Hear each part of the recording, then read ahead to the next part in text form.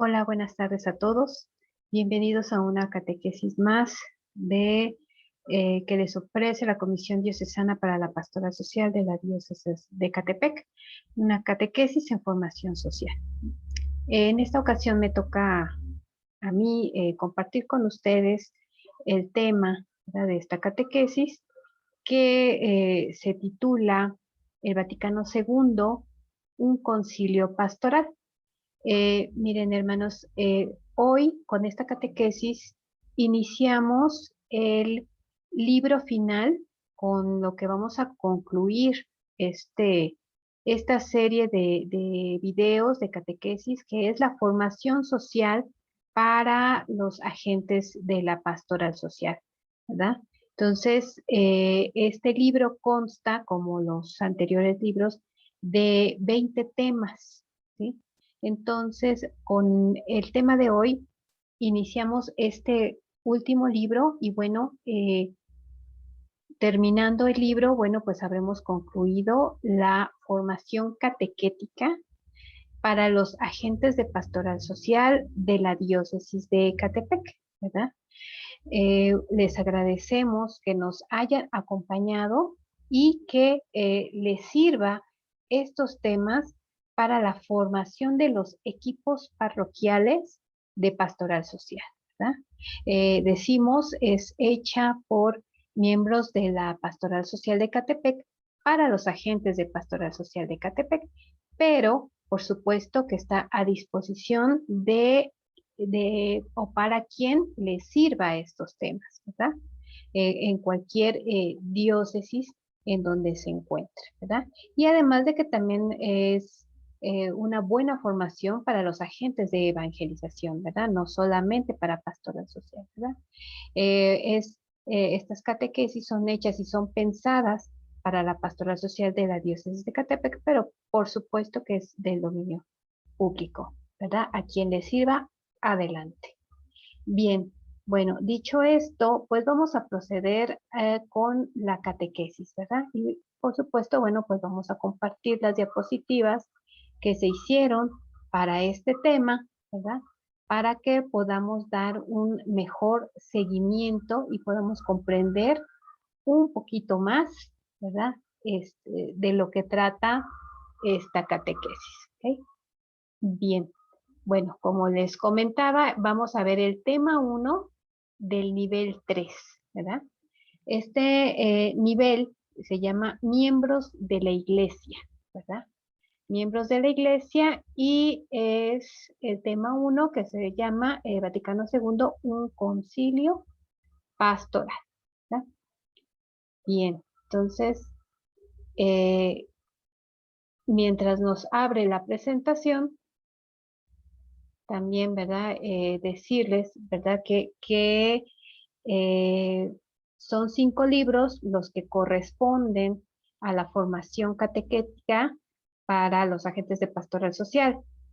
Aunque no se llevó un orden, lo dimos más bien conforme veíamos la necesidad de ir dando las catequesis, ¿no? De ir dando los temas. Entonces, en esta ocasión es miembros de la iglesia, el último libro, ya vimos los otros 4, aunque en el orden establecido es el nivel 3, ¿no?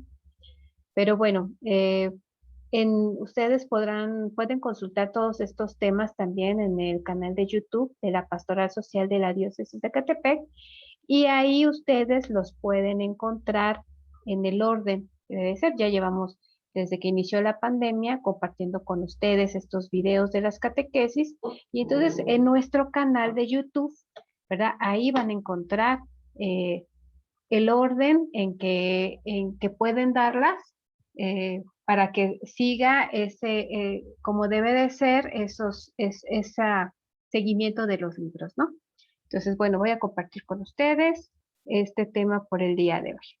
Y bueno, tenemos que para este tema, ¿verdad? Los objetivos que se nos van a marcar son descubrir el mensaje principal del Concilio Vaticano II y reconocer su actualidad en la vida de la Iglesia.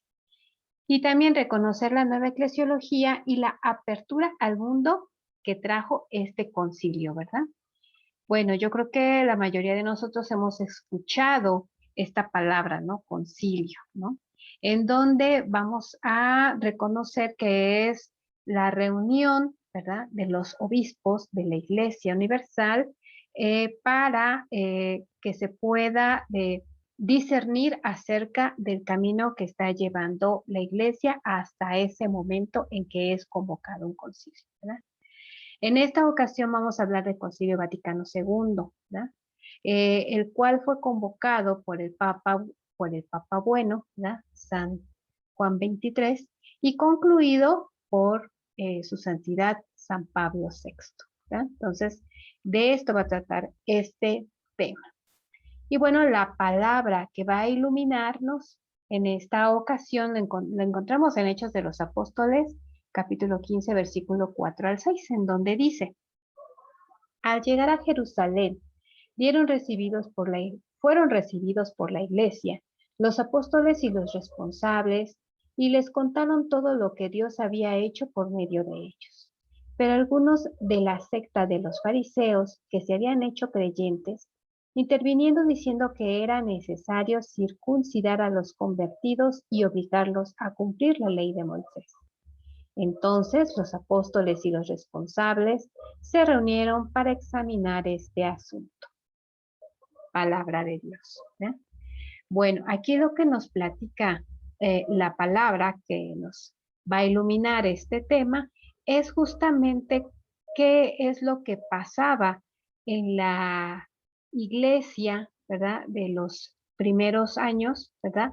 En la iglesia primitiva, para explicar por qué se reunían, ¿verdad? En esta ocasión los apóstoles eran los que se reunieron para discernir una problemática que estaban teniendo en ese momento, ¿no? En esta ocasión era, como nos dice la narración, que los fariseos, ¿verdad? Que se habían hecho creyentes, decían que tenían todos que circuncidarse como lo había dicho Moisés, ¿verdad? Para cumplir la ley de Moisés.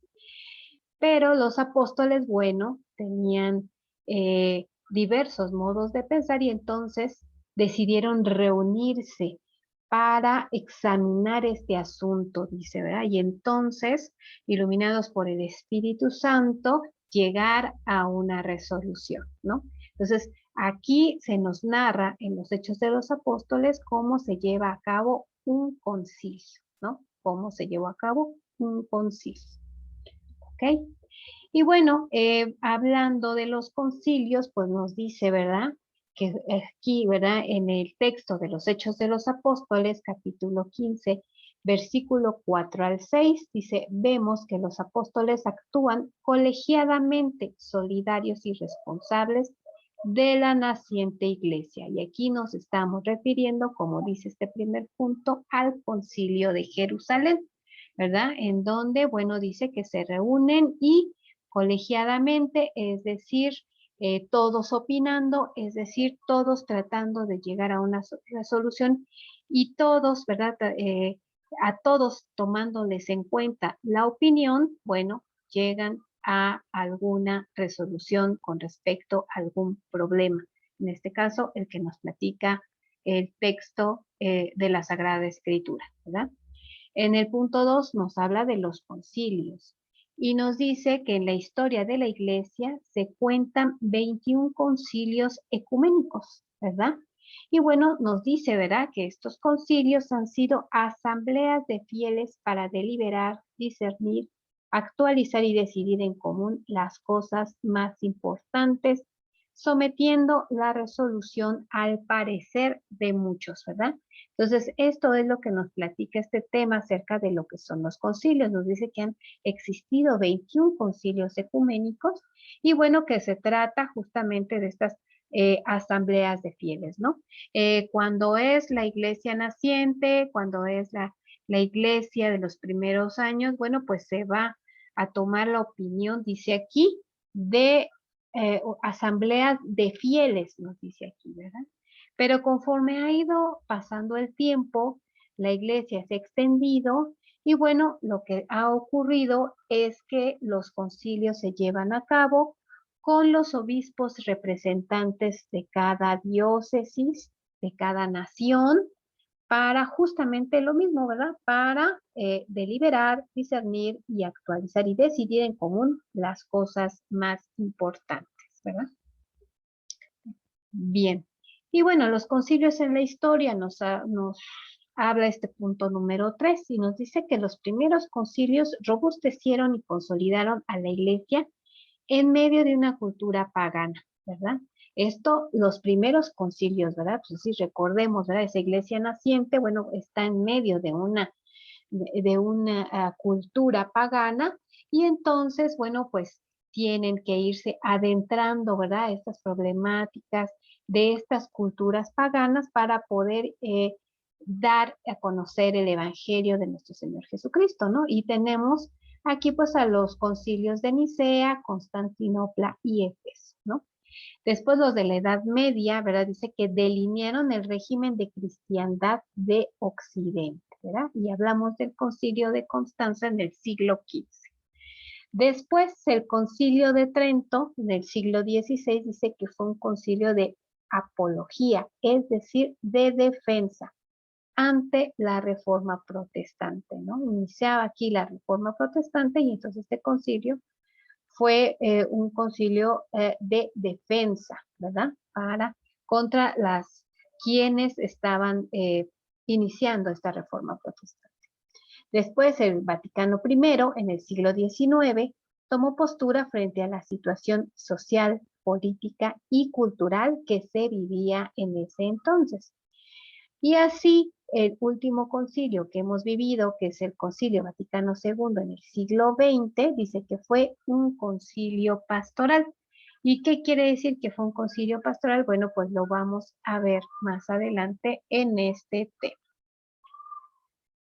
Y bueno, pues nos habla, ¿verdad? En el número 4 acerca de este Concilio Vaticano II con lo que respecta a la convocatoria y realización, ¿verdad? Y bueno, pues vamos a ver que este concilio estuvo precedido por varios movimientos renovadores, bíblico, litúrgico, patrístico, ecuménico, eclesiológico, ¿verdad? Y bueno, vemos que fue convocado por el Papa Juan XXIII el 25 de enero de 1959. El Papa Juan XXIII, conocido ahora como el Papa Bueno, ¿verdad? Se inició entonces un intenso movimiento de preparación con diferentes sectores importantes de la comunidad eclesial, los obispos superiores religiosos y universidades católicas, ¿verdad? Estos fueron quienes participaron en este Concilio Vaticano II, ¿no? Y bueno, pues es reconocido este concilio como el más grande de la historia, donde asistieron más de 2000 obispos, ¿no? Y bueno, este concilio duró 3 años, fue de 1962 a 1965. Como dijimos, fue inaugurado por el Papa Bueno, Juan XXIII, y a su muerte se desarrolló y concluyó con su santidad San Pablo VI, ¿verdad? Y pues el resultado final se plasmó en 16 documentos, ¿verdad?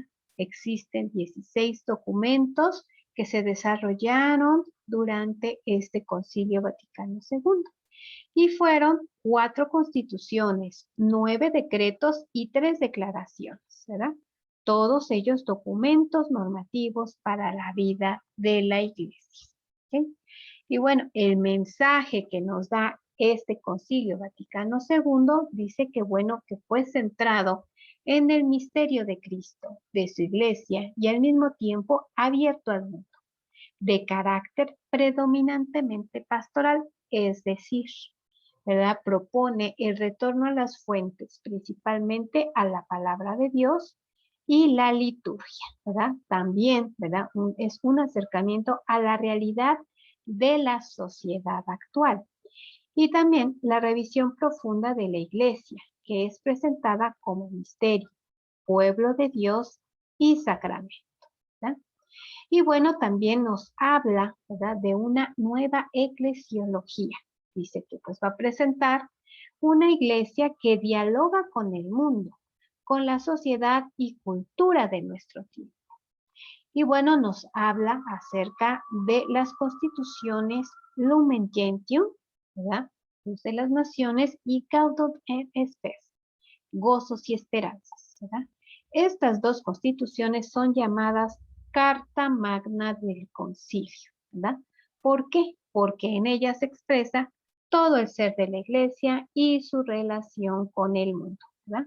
De hecho, para la acción social de la Iglesia, la base o una de las bases principales justamente es esta constitución Gaudium et Spes, ¿verdad? Es decir, quiere decir esto, los gozos y las esperanzas, ¿verdad? Que habla justo de lo que nos está explicando el tema de la relación de la Iglesia con el mundo.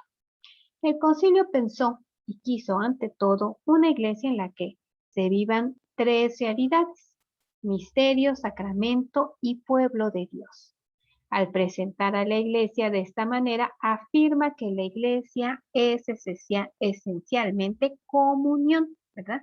Entonces, así es, ¿verdad, hermanos? Y de hecho, pues esta es una de las características de que estamos hablando, cuando hablamos de la iglesia católica, de una iglesia universal, de una iglesia cuyo fundador es nuestro Señor Jesucristo y en donde se vive justamente esta comunión entre todos los miembros y entre todas las líneas de acción y las pastorales de la iglesia.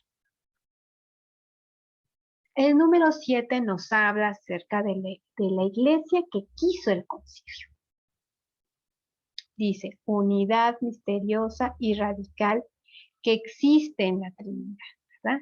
Y bueno, pues nos va a hablar de que sea esta iglesia una heredera responsable de una igualdad fundamental entre todos sus miembros, ¿verdad? La equivalente a la del pueblo de Dios convocado por Dios desde el Antiguo Testamento, ¿no? Qué bueno que también, ¿verdad? La iglesia que quiso el concilio, pues tiene que ser sacramento. Es decir, que aparezca y se haga visible para atraer a los hombres y mujeres hacia el Evangelio de Jesús. Y bueno, también se nos habla de que esta iglesia que quiso el concilio debe de ser corresponsable, en la que todos sus miembros son y se sienten responsables de su marcha y misión. Todos están llamados a la santidad. Y bueno, como lo sabemos nosotros, ¿verdad, hermanos? Somos el cuerpo místico de Cristo, ¿verdad? En donde todos sus miembros es el cuerpo y la cabeza va a ser nuestro Señor Jesucristo, ¿no? Entonces tenemos esa corresponsabilidad.